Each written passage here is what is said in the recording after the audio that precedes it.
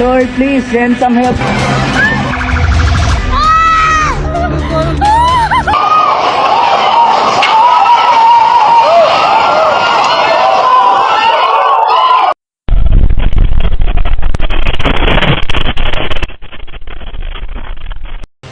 Magandang gabi po, Luzon, Visayas at Mindanao. Umakyat pa sa 72 ang nasawi sa magnitude 6.9 na lindol sa Cebu. Oras ang hinahabol ng mga rescuer sa paghuhukay sa mga natabunan ng guho. Tuloy rin ang pagtitiis ng mga nakaligtas. Bukod sa 2,000 aftershocks, iniinda rin nila ang mga pag-ulan. Ang ilan sa kanila, ibinalot na sa plastic ang sarili para hindi po mabasa o kaya naman ay natutulog na lamang sa kulungan ng mga baboy.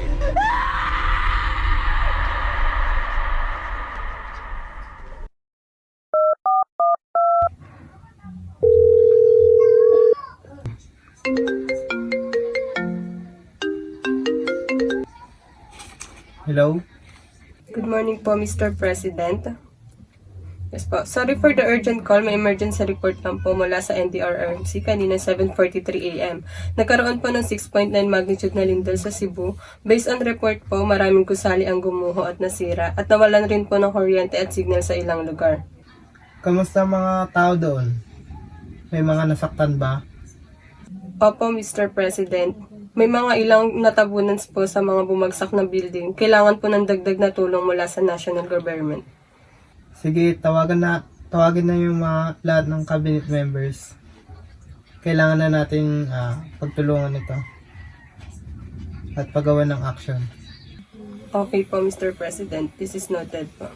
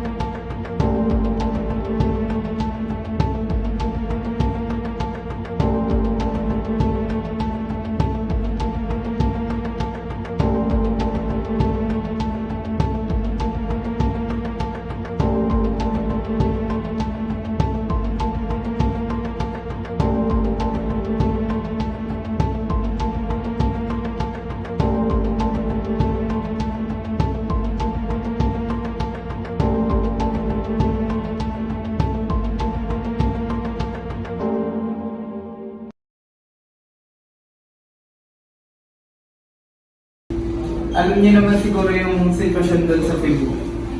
Kailangan na natin magtulungan at gumawa ng aksyon. DILG Secretary de la Cruz, anong balita?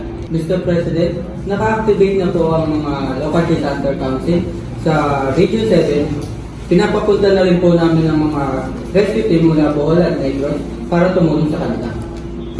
Mabuti. Siguraduhin niyo na nakikipag-ugnayan yung mga barangay officials at mayor doon sa Cebu City. Mr. President, based po sa information na nakuha namin, may ilang tuliyagdaan po na nasira. Kaya po may mga team po kami na pinadala para mag-ayos sa site. At kailangan po namin ito para agaran padala ang tulong sa tao. Good. Huwag kalimutan yung mental health support ng mga tao doon at maraming mga taong takot at stress pa ngayon dahil sa Panginoon. Mr. President, nagpadala po kami ng food pack, bottled water at mga guide para sa mga evacuees. Base po sa nakalat namin, marami pong naman ng bahay, kaya mag-set up po kami na temporary shelter sa mga school at evacuation center. Ayusin nyo na agad yan at unahin dapat yung mga priority individuals at dapat malinis yung inumin at pagkain bawat evacuation center sa Cebu City. Mr. President, naka-standby na po ang mga sundalo. Tutulong na po sila sa rescue transport ng relief goods at pagbibigay ng seguridad sa evacuation center. Gusto ko ng malinaw na patakaran para doon sa disaster response team. Dapat iisa lang yung galaw ng lahat ng ahensya.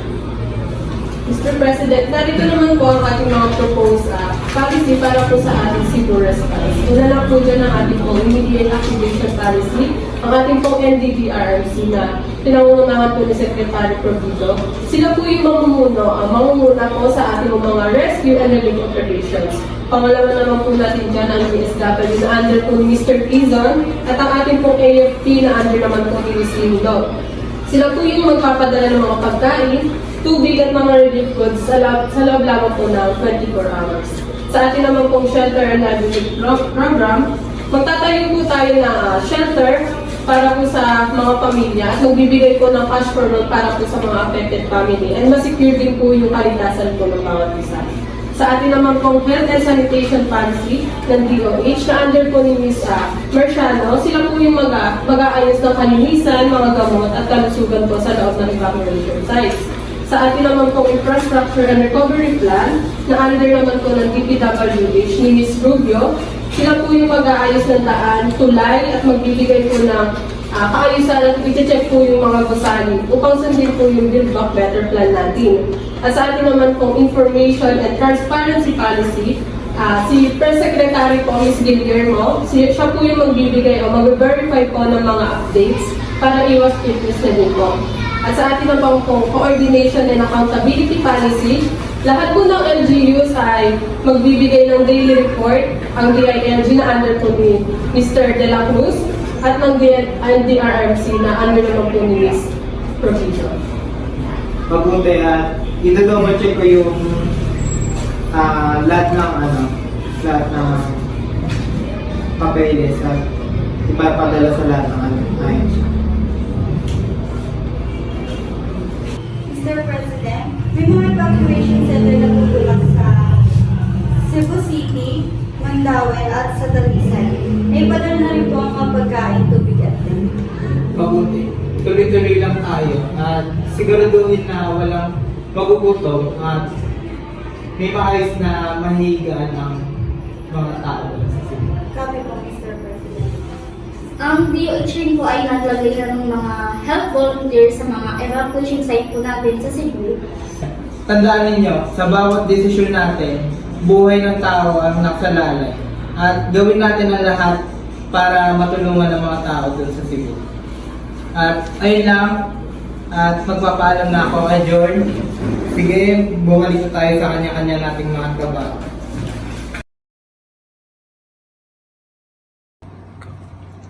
Magandang araw po sa ating lahat. Ang Pangulo po ay nag-utos ng buong gobyernong pagtugon sa lindol sa Cebu. Tuloy-tuloy ang rescue at relief operations. Hinihiling namin sa publiko na mapanatiling kalmado at makinig lamang sa mga opisyal na anunsyo. Ma'am, may state of calamity na po ba sa Cebu? Opo, dineklara ng Pangulo ang state of calamity sa Cebu Province para mapabilis ang pagbibigay ng tulong sa mga nasalanta ng lindol sa Cebu.